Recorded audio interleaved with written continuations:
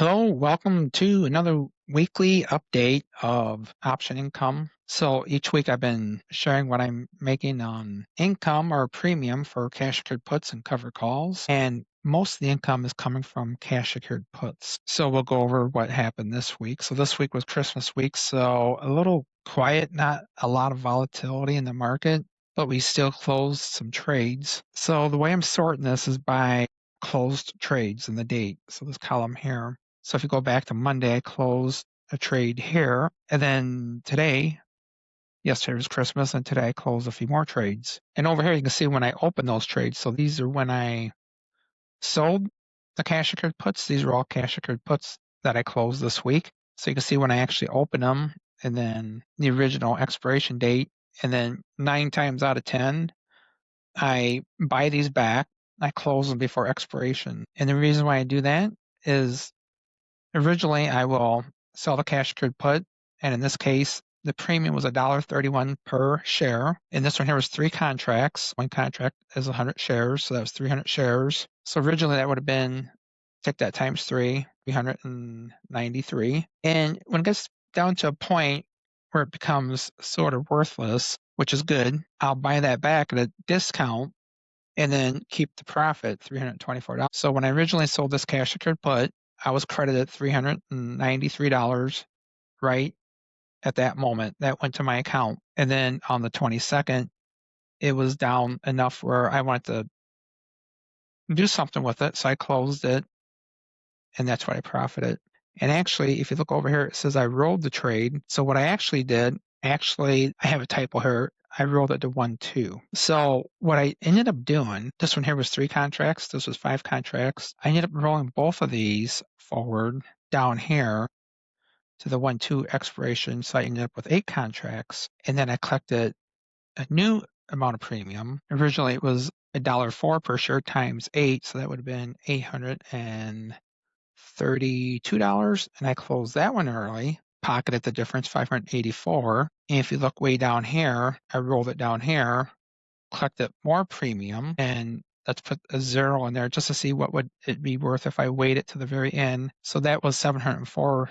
So I just keep kicking that expiration date down the road, and every time I do, I collect premium. But getting back to what I closed this week, so we closed the contracts for TQQQ, we closed one for SoFi, netting 114, NVIDIA, double leverage, VDL. So I just want to be clear, this is not NVIDIA. This is a ETF that is double leverage based on NVIDIA. A little more volatile, probably twice as much volatile since it's double leverage. And so we cleared 184 on that. But the week before on that one, we made 872. It was Christmas week, so we had a short trading week and less days and less volatility. The amount it fluctuated this past week was a lot less than the week before. And then we had another SoFi that we closed, and we rolled that one to 116, January 16th. And then we closed, we already talked about the QQQ, TQQQ. So we closed that one twice and rolled it twice in 1 week. And then a Robinhood here at 120. So Robinhood's trading for about 118 right now, and I think it'll eventually come back up. And so I rolled that one to down here at 1226 Robinhood, and if that goes all the way to 0, that'd be $573 premium that we would collect. But like I said, 90% of these I close them early and take my money and run. So you can see the week before I did let this one go all the way down to 0, and I got assigned with that one, meaning I bought those shares for $28 a share. And so what did I do with that one? If you look down here, right here, now we're selling covered calls on that SoFi stock. We ended up with 200 shares of stock. We own that now. So now we're selling covered calls. I sold 2 contracts, and the premium was 31 cents. So if we let that go till expiration, we'll make $62. And people look at this and say, oh, that's chump change, $7, $62. That's nothing. It's a waste of time. Well, sometimes even this one here, TQQQ was 62. You don't know for sure which ones are going to decay fast and which ones are going to kind of go sideways. You take the good and the bad. Actually, the bad would be back here. You can see some red where I closed some early or let them run to expiration, ended up in the minus. And these ones I rolled forward, and most times they end up being a positive. The PayPal ones, I ended up taking a loss in the long run of a couple $100. It just kept going sideways, and I was kind of stuck in that trade. I decided to close it, take my collateral, invest it in a new trade because I know I could do better than just letting it go sideways. So for this week, if I highlight these here, the sum down here, $1,923. So that's how much we made this week. And you compare that to last week, we made $2,200.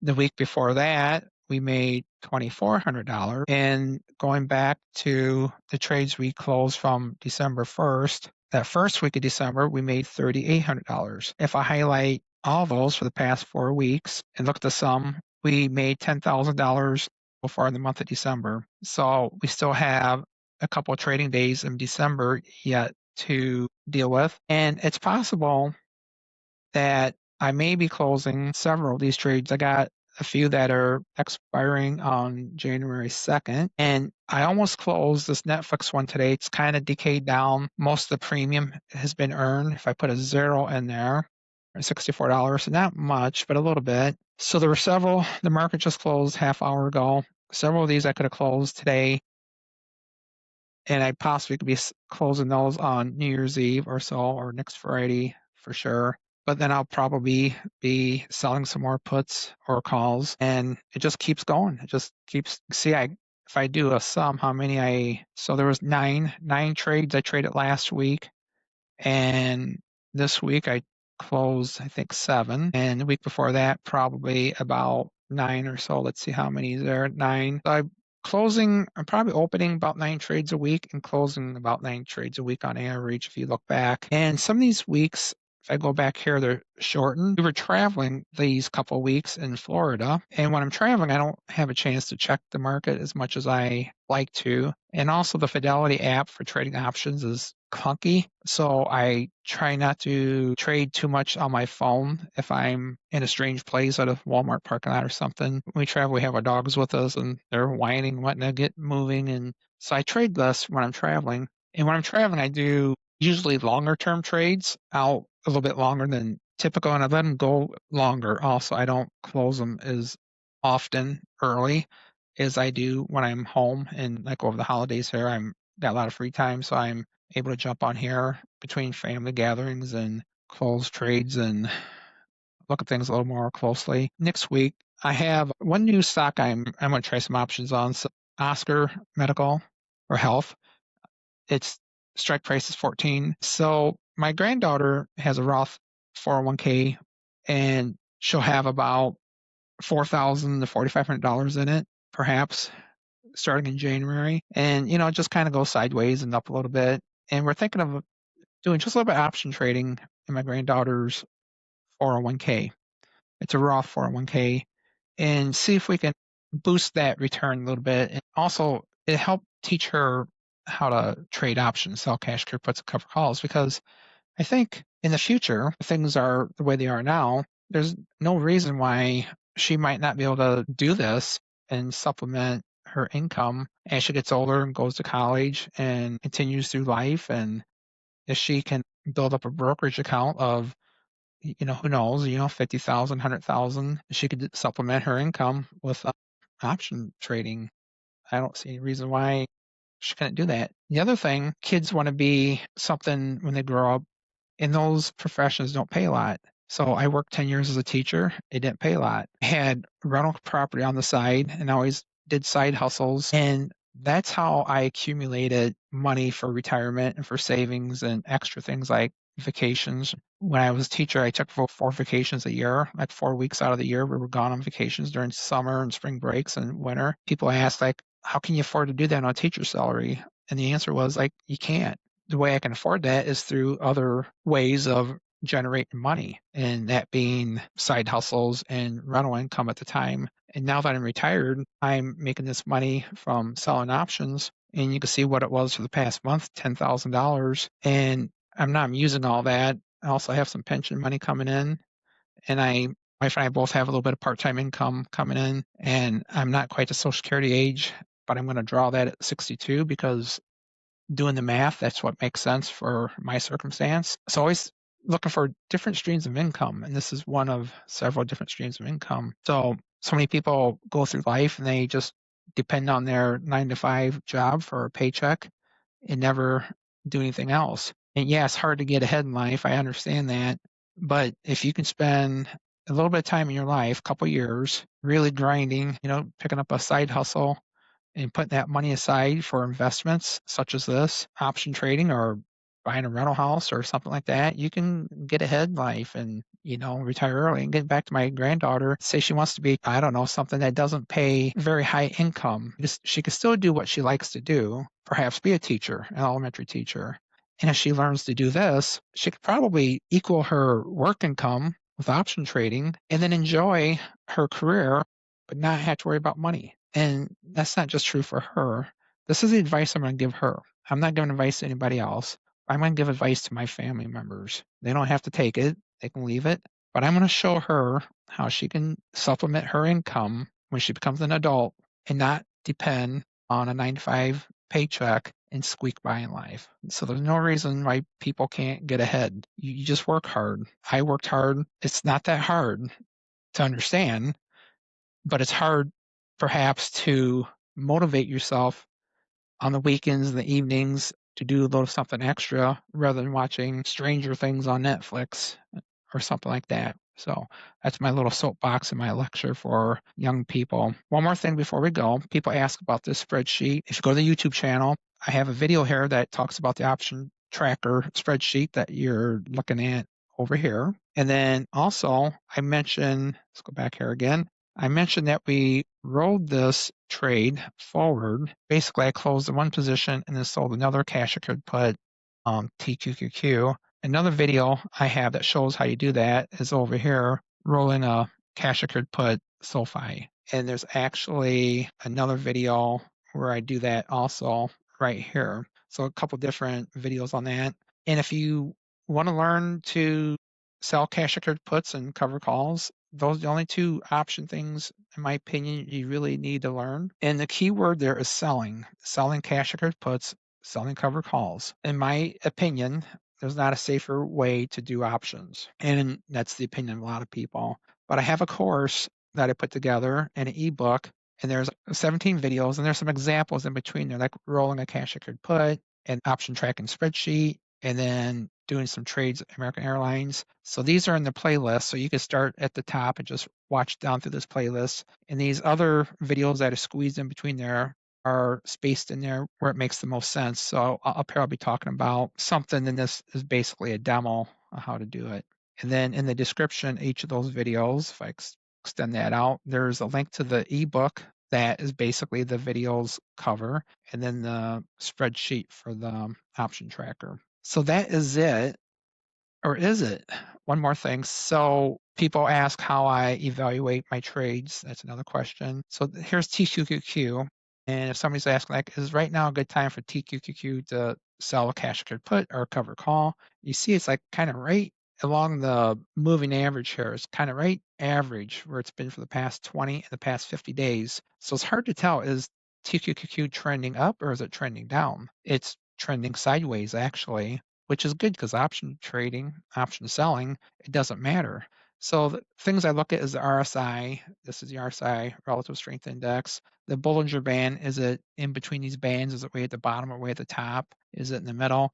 So these are the things I look at. So TQQQ right now, not a good example whether you should sell a cash accrued put or cover call because it's going sideways. And if you look back at my spreadsheet, I actually closed out of a trade and opened another trade. And I did that because it is going sideways and I'm still making money, even if it goes sideways. It's been going sideways. If you go back here, if you look down at the bottom here, it says like October 28th. So about for 3 months, it's basically the same price. But in that time, I've probably made 30% off of TQQQ. So for every 10,000 I've been playing around with my collateral, I probably made $3,000 and it's gone sideways. So that's the thing about option trading, that you don't get in just buying and holding stock. Now, TQQQ is leverage and is more volatile, so people are afraid of that. But volatile doesn't necessarily mean dangerous. And TQQ is based on the QQQQ, which is an index, and the chance of that going way up or way down super fast, in my opinion, is not a high likelihood. That's my opinion. All right, so these are some of the stock tickers that I'm looking at here. I have SPY and QQQ just as reference to see where everything's at, but these are some of the stocks and ETFs I trade with options. Like TQQQ is one, SoFi, the double leverage Amazon, TNA, which is triple leverage Russell 2000, Robinhood, Starbucks, Uber. Jump back here, and you can see that I currently have cash secured puts on Robinhood, SoFi, the double leverage Amazon, Starbucks, Uber. Might have said that already. Nvidia, double leverage, Robinhood, and like I said, I'm trying out this Oscar Medical as something new. So there it is. I share everything that's going on. People might think, you mean you have all these trades, you don't have any losing trades? Yeah, I have a couple back here. And the way to tell if I'm having losing trades or not, you can look and follow along last week and see what trades I had last week. And, just to prove that I'm not deleting my losers and trying to impress people with my winners. The other thing is I'm not selling anything. The ebook is free. The videos I create are free. There's no paid Discord. There's no paid membership. I'm just doing this because if some of my friends or family members can look at this and get inspired to try to do the same thing and reach out to me for advice, I can show you what I do and how this works. And you might decide this isn't for me, this is too scary. That's fine. If you say, I'm going to try this, I can just show you what I do and you can kind of emulate that, or you can find other videos of other people that you might like better. Maybe they explain things better. They're more excited about it. Maybe they use different ETFs or different stocks that you feel safer with. But whatever the thing is, just don't settle for the same old 9 to 5 stuff in life. You don't need to do that. You can do better. That's my opinion. But then again, some people are the Dave Ramsey people and they just want to stick money in the 401k, which is good, and just play it safe and wait till they're 67, retire, draw Social Security, and die. Yeah, that's what they do. So nothing wrong with that. So this time I will go. Join me every week to see how things are going, good and the bad.